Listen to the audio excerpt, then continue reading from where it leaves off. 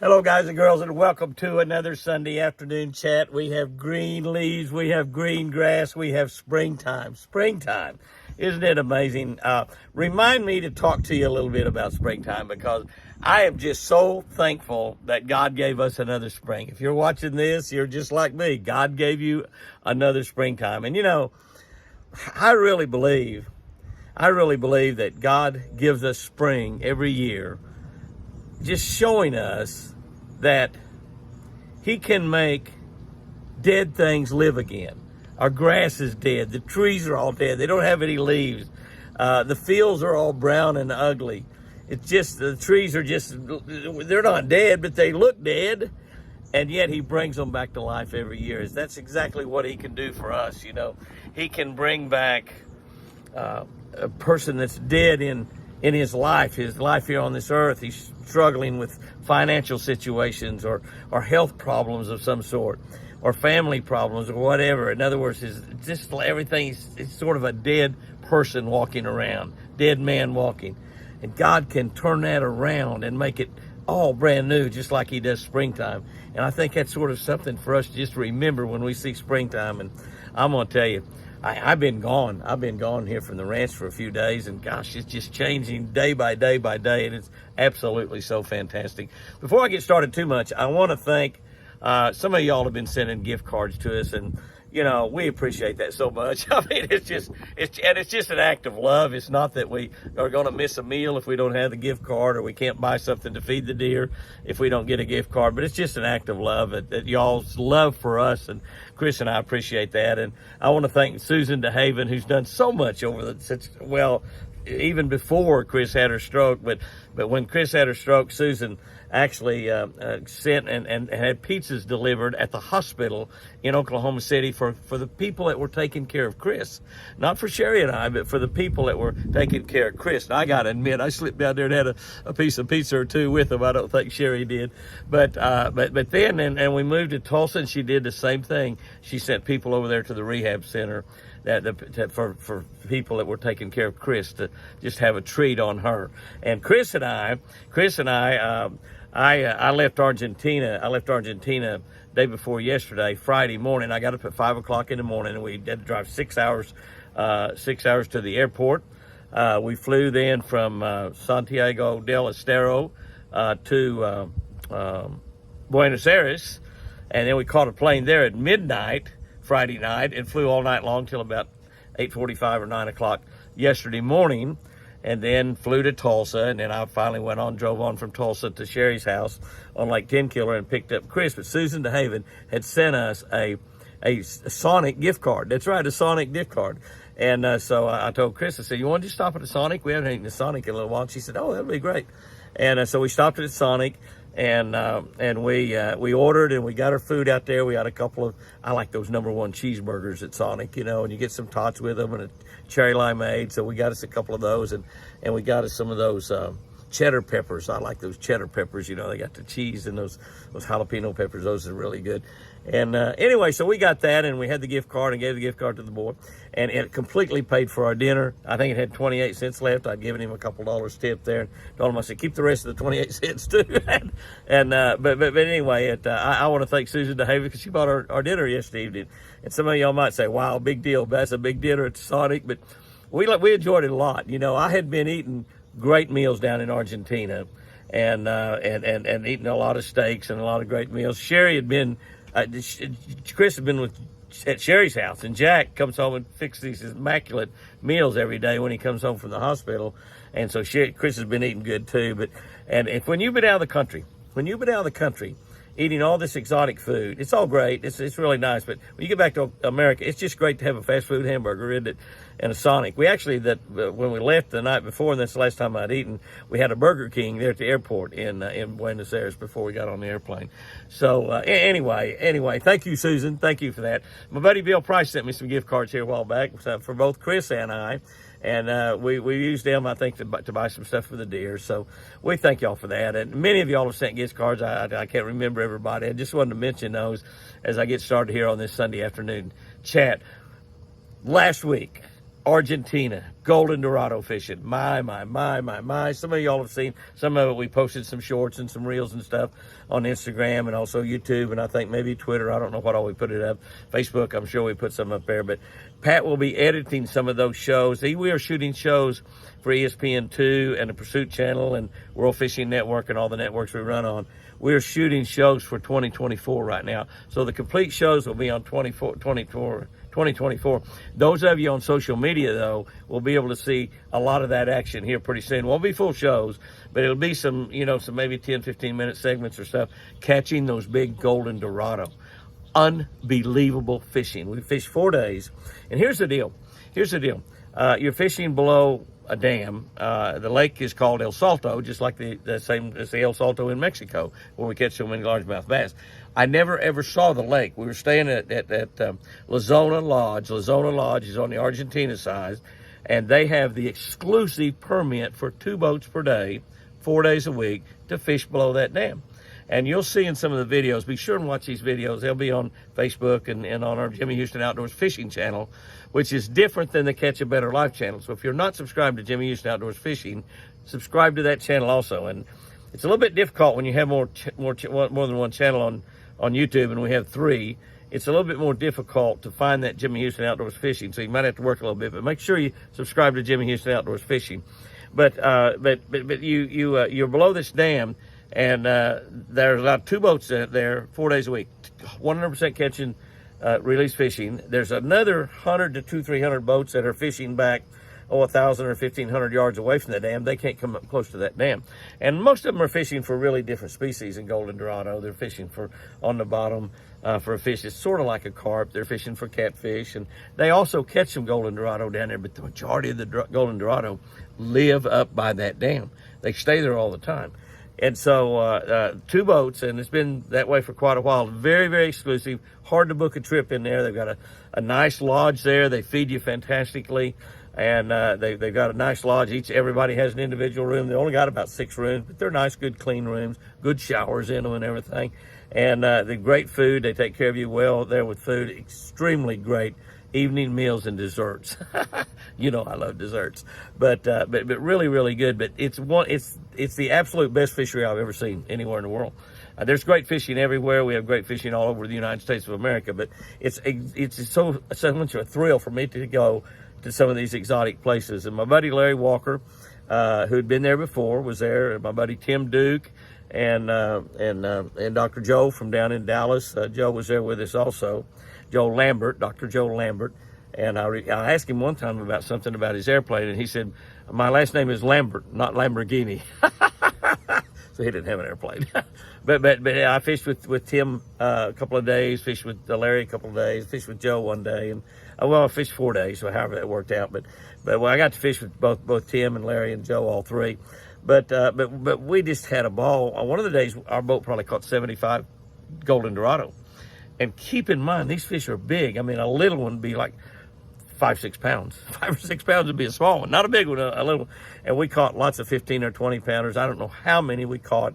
That was between 30 and 40 pounds. I caught 40 golden Dorados over 40 pounds. 40 over 40 pounds. The largest, 52 pounds. Keep in mind, the world record, which came from right there, is 58 pounds. So that's not too awful far away from the world record. And we had a fish or 2 hooked and on that was bigger than that. A 48 pounder I caught on topwater bait. A topwater bait. A big giant popper made by my buddy out there in California, Kermit Adams. And he hand makes baits, and they're pretty expensive. They're like 25, 30, 40 bucks a piece. But big popper bait, and you don't really pop it, you just wind it in because the big old wake in front of those things. It looks like a cow fell in the water. It looks like a cow fell in the water. And you see the big back come up on these things, and they're like this big, and they're long. And when you hold them, take a picture of those over 40 pounds, you can't even hold them. You just have to bear hug them. And you get slime all over you. I call it Dorado slime. Dorado slime. It's just really great. But if you're looking for a bucket list place, and you can get into that place, it's about $5,000. It's pretty expensive, plus the airfare over there, and you tip your guide about $50 a day. I tipped him a little bit more than that for the 4 days we fished. But and you tip the kitchen help and the people that keep your rooms clean and stuff. They do your laundry for you every day. It's just absolutely fantastic. It's one of those bucket list trips. I don't have bucket list, but if I had it, that would have been on there. And may not ever get to go back and do it again, but it was just absolutely a thrill to do it. And you have to book quite a bit ahead of time. But those fish live there all year long. They tell me December is the very best month because those fish leave and go spawn. And when they come back, and after they get through spawning, as the owner Hector told me, they're furious. And that means that they're really active and they're really biting. But we caught a lot of fish on jigs. We caught them on both hair jigs and rubber jigs, kind of a saltwater type jig, 6 and 8 ounce jigs, real big jigs, and of course those topwater baits. And we just had a blast. I mean, we absolutely just had a blast. It's very well patrolled. Nobody can slip in there and fish. We got to show our identification and passports when we first fished to show that we'd be the ones fishing there next day. You couldn't even slip somebody else in and not go yourself. It's really very well regulated, and it's an incredible trip. It was just so much fun. After that, we took another day to travel down to Santiago del Estero, and in that area, we dove hunted. We dove hunted with an old buddy of mine, Paco Riestra. I'd been down there years and years ago and dove hunted in the afternoon, duck hunt in the morning, dove hunt in the afternoon, but this time we just took 2 days to dove hunt, and it is just absolutely incredible. Argentina dove hunting. Mexico's got good dove hunting. The thing about Mexico, you can shoot white wing, and these are just regular morning doves down there, but it was fantastic. I mean, I hunted 2 mornings, 2 evenings. I think I shot about 35 boxes of shells and got like 580 some odd birds or something like that. About 68% is what they had figured out that I shot. So it was just a fantastic dove hunt. And again, a 5-star location. Paco is teamed up. Paco his father actually started all the wing shooting and the hunting down in Argentina, and now they are part of the David Denny's group. They've got 5 or 6 or 7 big lodges down there.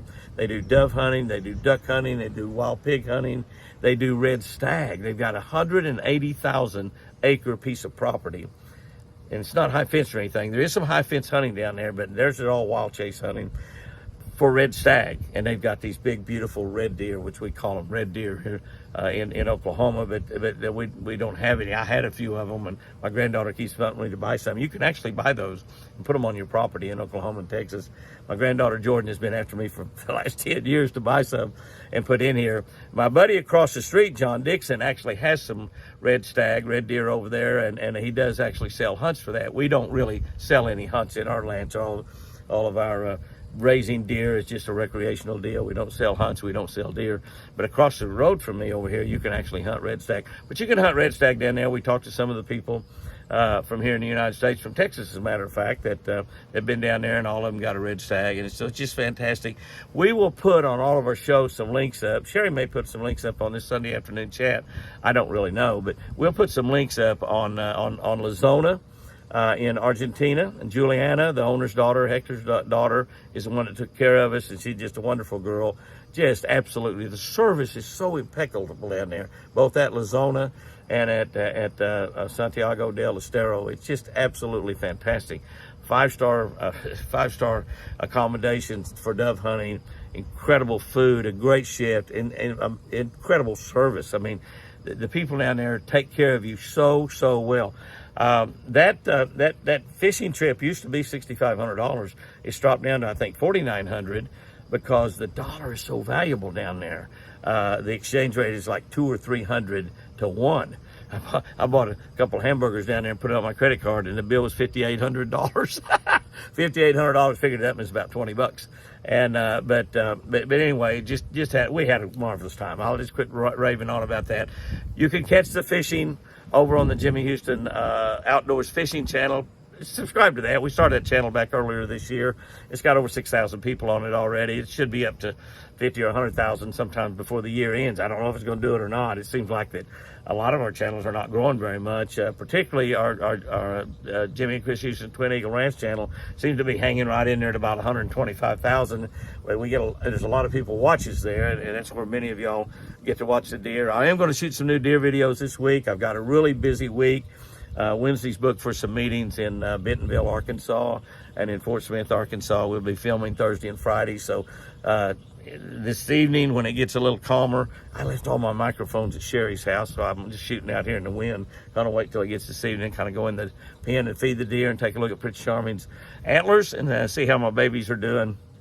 I've missed them. I've missed my babies. We showed you some other stuff from last year, how the horns were growing, but the horns are growing right now. There were some deer at the feeder this morning when we went to church. I didn't really check them out. Hopefully get a few up there in the next day or two and get some figures and look at those, look at Forrest and TC and all of the deer that's hanging around there at the feeder and see if their horns are growing. But I pulled around and looked at Prince Charming this morning before we went to church. And you can see his nubbin's going pretty good. So we're going to be looking at that, some brand new deer videos this week. So that's going to be really a cool deal. We had a happening at church, and I got to tell you about two here before I end this thing. We had a couple of young people saved this morning, a girl and a boy. The boy was probably, I'm guessing, around 11 or 12 years old, which touches my heart so much when that happens, because I got saved at 12 years old. I asked Jesus to be my Lord and Savior at 12 years old. Walked down that aisle in a little Baptist church, just like that boy did today. But Chris and I sat up on the second row, I think is where we were this morning, and Chris is in her wheelchair, and so she sits out in the aisle. I sat right there beside her, and so we're right there in the middle, and we're right really close when the preacher is talking to people, and I knew what they come up there for. I could just tell by the way they were talking, and to see that little boy, he's a pretty good sized little boy, 12 years old, but I'm just guessing he's 12 years old, and to see that young girl and young boy accept Jesus Christ as their Lord and Savior, and realizing how much that is going to change their life for the next 20, 30, 40, 50, 80, 100 years, I don't know. But I watched that, and just my heart just overflowed with joy, and the tears were running down my face because I knew exactly what was happening. I just rejoice so much when I see somebody get saved. I see that happen a lot because we speak in a lot of churches, and lots of people get saved. But the little boy, listen to me. This is so cool, and I probably will talk about this some more sometime. The little boy, after he prayed to receive Jesus as his Lord and Savior, turned around and he looked at somebody back over in my direction, but back behind me. I didn't turn around and look, and he gave her a thumbs up. He turned around and he gave her a thumbs up. And I think I saw the lady once church was over after a little bit later, and I thought maybe it might be his grandma, but she looked too young to be his grandma. Might have been his aunt or something. But he gave her a thumbs up. Everything's good now. Thumbs up. Okay, it's great. That's what you do, thumbs up. And I got to thinking, I've never seen that before. I've seen thousands of people get saved in my lifetime. I've never seen one turn around to somebody they love and respect like that young man did and give her a thumbs up, saying grandma or aunt or friend or whomever she was. She's too young to be his grandma, I think, just looking at her. But giving her a thumbs up. And I got to thinking, as Christians, Jesus told us, go tell the world about me. I'm coming back someday. Go tell the world about me.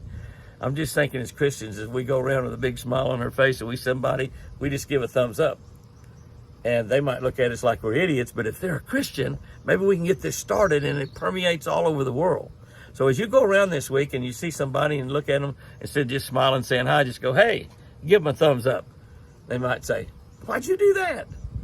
Well, I'm doing that because I'm saved. I'm a saved, born-again Christian.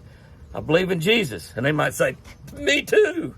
Or they might say, Jesus, what are you talking about? Man, just think about that. So, I don't know. This won't amount to nothing probably. None of y'all probably do it. But as I'm going to go around, I'm going to start when I make contact with somebody, instead of just smiling, say, hey, hi, have a great day, or how you doing, or whatever. I'm going to go, hey, have a great day, and give them a thumbs up. Give them a thumbs up. And you never know. Somebody might say, I don't know who started this, but I know you're a Christian. I'm going to say, I started it.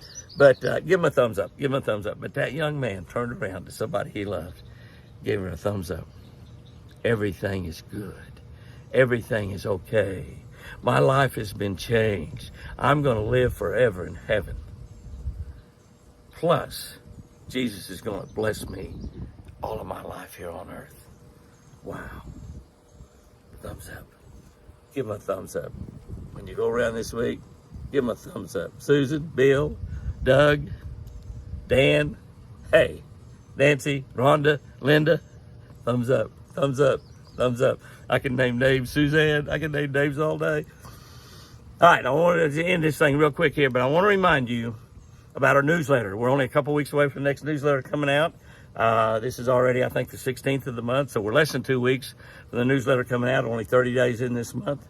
30 days, that's September, April, June, April. That's right. That's right. Only 30 days in this month, so only 2 weeks away. If you are not receiving our Jimmy Houston Outdoor newsletter by email, it's absolutely 100% free. All you need to go is go to jimmyhouston.com. We got a place in there where you can give us your email address. We don't need your telephone number or anything else. If you want to give us all that stuff, that's fine. We don't need your credit card number. If you want to give me that, that's fine too. No, I'm just kidding about that. But we have the credit card number for a lot of you. We do not abuse that. You know that. And because a lot of you are ordering spinner baits and shirts and hats and books, so many books. And we sign books every time we go to share. We got a big stack of books to sign. But if you'll just give us your email address, we will send you that on the first of every month. It is an outstanding newsletter. It might be one of the best email newsletters you'll ever receive. And I'm not patting myself on my back at all. I do not do that newsletter. My grandson, Kyle Combs, does that newsletter, and he just does an incredible job. He works hard on it. He researches. He puts some great tips in there, some great recipes, some great deals that he gets from some of our sponsors where you can get maybe a rebate on an oil change, a rebate on buying Shell Rotella, or a sale or something going on to O'Reilly's Auto Parts.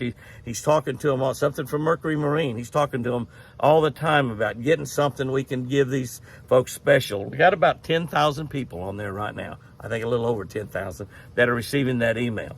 If you are involved in our social media in any way, shape, fashion, or form, you could glance down through it. If you don't like any of it, just delete it. I mean, it's an email. It's all it is. It's going to come in on your phone. It's not junk mail.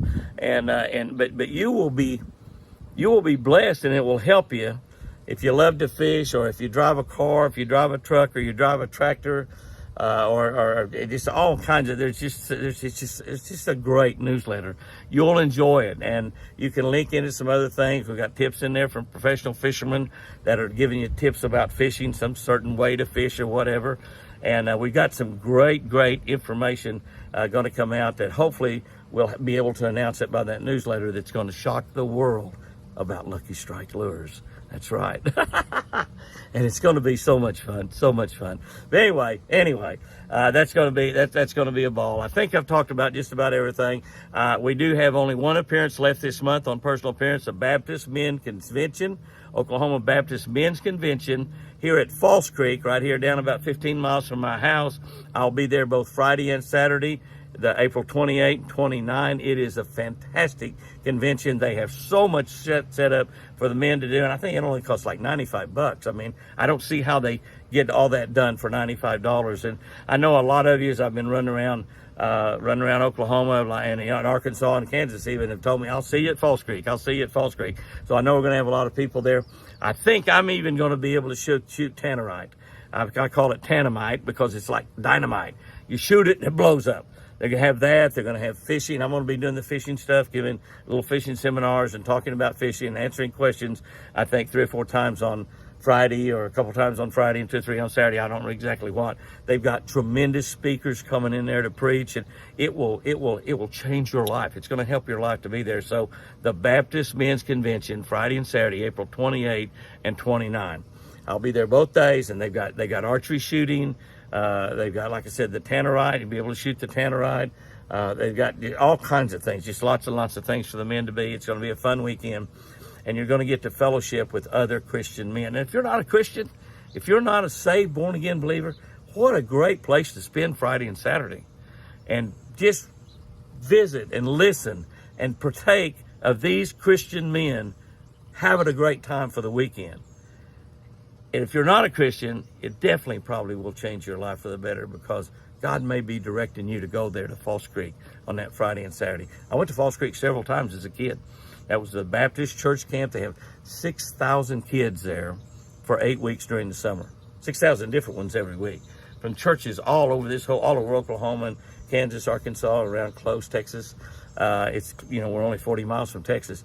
And those kids come in there, and I got to speak over there a couple of times. One time, and they did invite me back. But you get to speak and talk to 6,000 kids and see 200 or 300 kids get saved in one night. It's absolutely amazing. So if you got a chance to go on that Friday and Saturday, 28, 29, it's going to be a great Baptist men's convention. One of the best events that happens here in Oklahoma. So guys and girls, go out there and have you a great week this week. And remember, I sure do love you.